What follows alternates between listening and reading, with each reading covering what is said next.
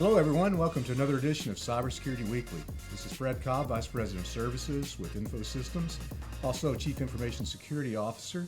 And with me today is Josh Davis, our Vice President of Marketing. Josh, Hey, how Fred. you doing? I'm doing good. How are you? I'm doing well, thanks. Yeah, so I thought we'd talk a little bit about the old work from home, telecommuting.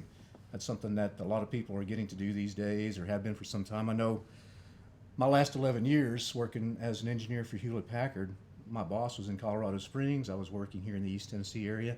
I went to the office maybe twice a year, and I was a member of one of the more productive teams at Hewlett-Packard. That whole time I was telecommuting. So a lot of companies are doing it. I saw a recent stat where maybe 4 million or more Americans are working at least half-time, if not full-time, remote, out of the office, work from home, telecommute, whatever term you want to use. So I think the trend has gone up and down over the last 5 to 10 years. It seemed like, for a while there was this huge push for to make telecommuting possible.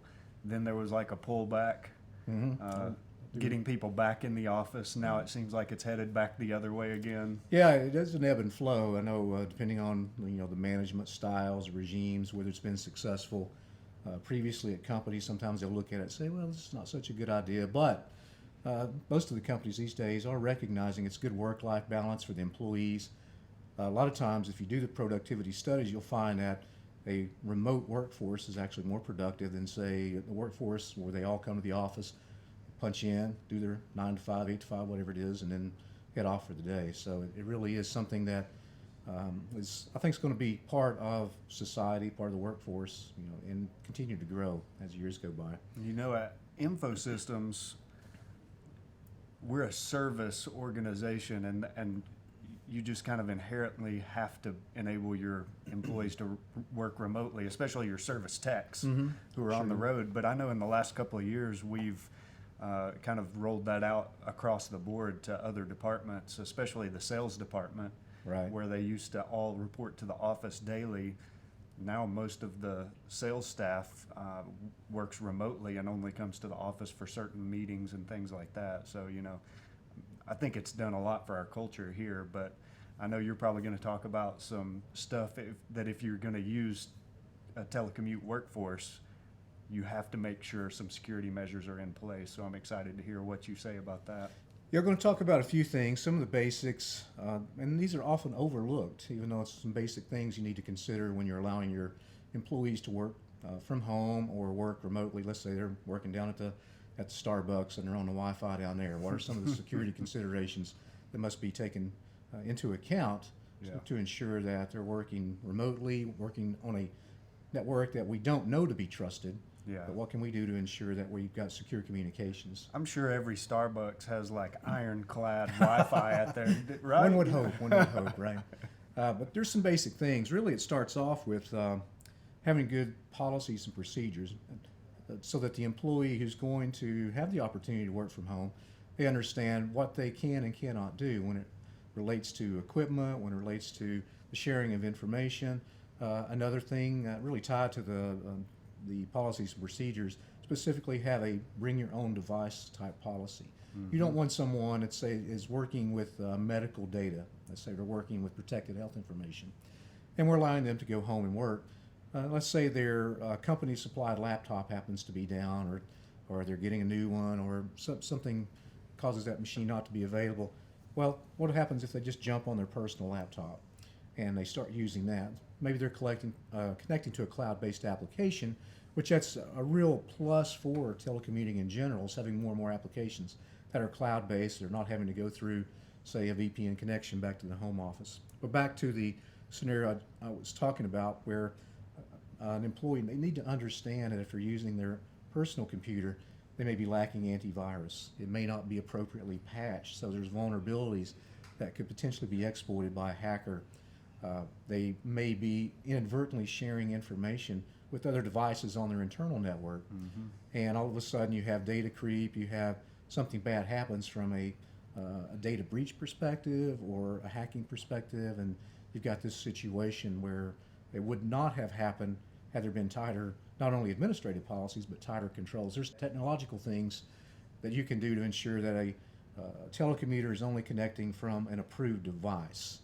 And those can be enabled back at the home office through the VPN connection. Different methods to make sure that that happens. We'll be back with the Cybersecurity Weekly podcast after we pause for this special message. Security analysts believe cyber attacks will continue to escalate throughout 2020 and are recommending that every company, regardless of industry or size, place immediate focus on cybersecurity training and tools that will protect you from these attacks.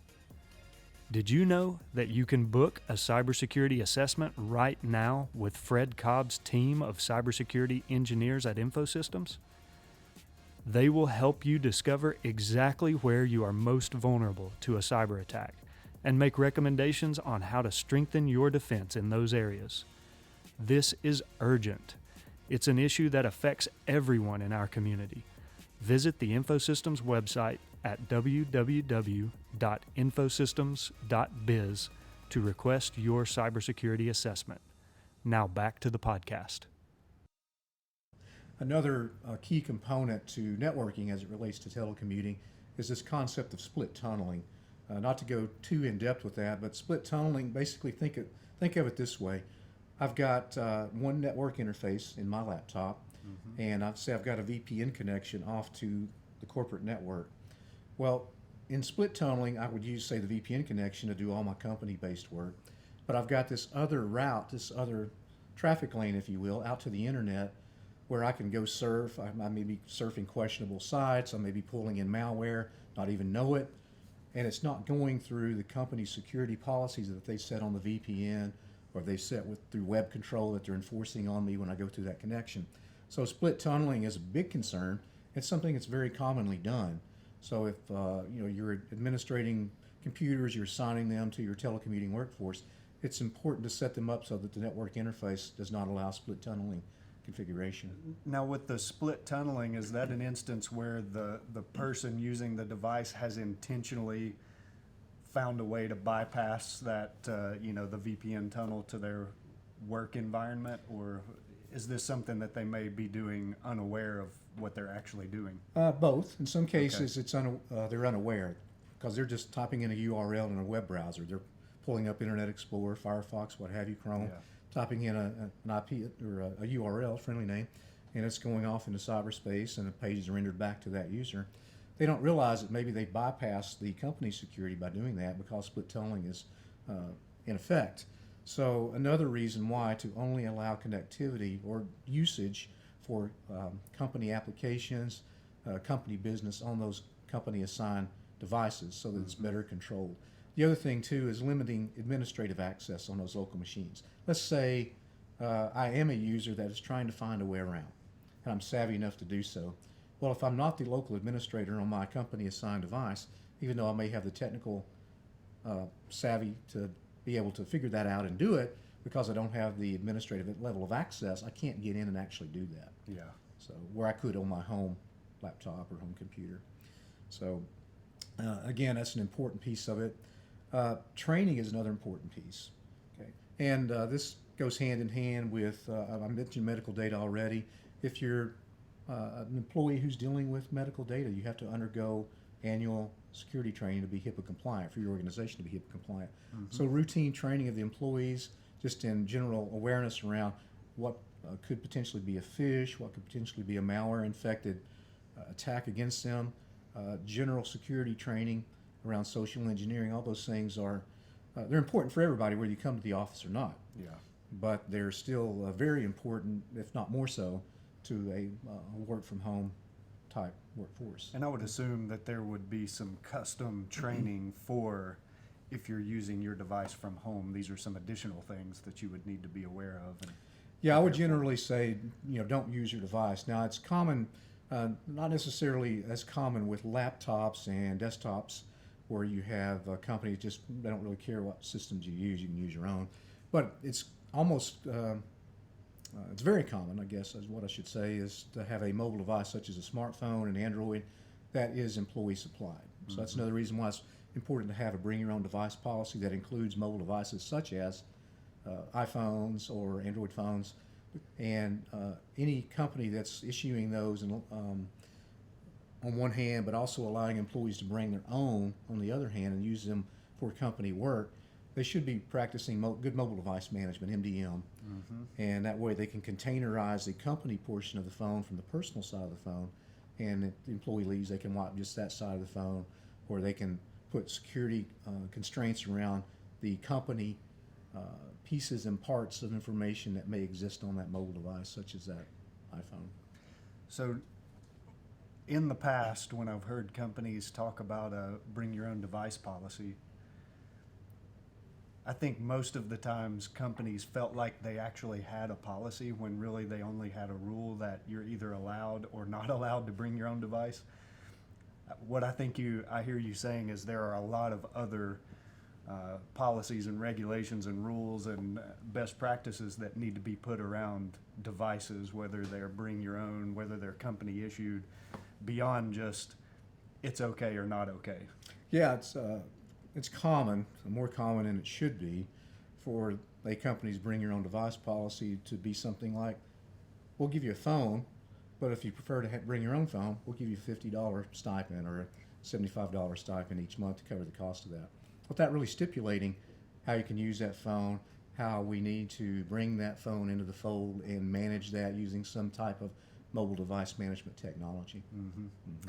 So with the different technology required to manage mobile devices, I would assume that there are quite a few options out there, and that's something that people would need to evaluate what's going to work best for their type of environment, number of devices, all of that stuff. Yes, there's several different vendor products out there that you can use. Mass 360 by IBM, AirWatch is another one that's out there. There's several more on the market, and these are typically pay-as-you-go, month to month. That's the typical model for purchasing those types of solutions, and those go hand in hand with not only a good telecommuting policy, but just anyone that works for you that chooses to bring their own mobile device versus a company-issued device. One last thing I want to touch on around telecommuting is the concept of VPNs. It's very important to have a secure way of getting back to the company. VPN stands for Virtual Private Networking. It's a way to build a private tunnel, if you will, a private pipe, so that even though you're using the public internet as the overarching backbone to make that connection back to your company, unless you're using a site-to-site VPN or something more technically advanced, you have the way to encapsulate all of the company traffic what's inside that virtual private network, so you can secure that information. And most companies that provide remote connectivity for their employees, either full telecommuting or just the salesperson or the engineer being out part-time, they have a way to set up a VPN. Yeah. Now, I have heard at some point recently there was a VPN provider that sounded a little suspect, like they were having some cybersecurity issues of their own. If somebody is using VPN, what do they need to look out for as far as a provider for those services? Most of the time, the company itself that you work for will be setting up a VPN using their technology. There are some open source type VPN solutions. In fact, there's one called OpenVPN. You can just go out and grab it. It's freeware, and it does a fairly good job. But you need to be leery about the keys that are used to encrypt and encapsulate that information. Make sure it's using something current. When I say keys, I mean encryption keys. Something that's like AES 256 or something that's really strong that is not easily hackable by someone that's been on breaking into that pipe and seeing that data. Okay. Yeah, I got you. But we could go on and on about telecommuting. I'm a big fan. I think it works well for tons of companies. Just make sure that you're properly securing the environment, and you should be in pretty good shape. And for anyone out there, I would assume, who has further questions about how to set up their workforce for safe remote work, how would they go about engaging our team to find out more?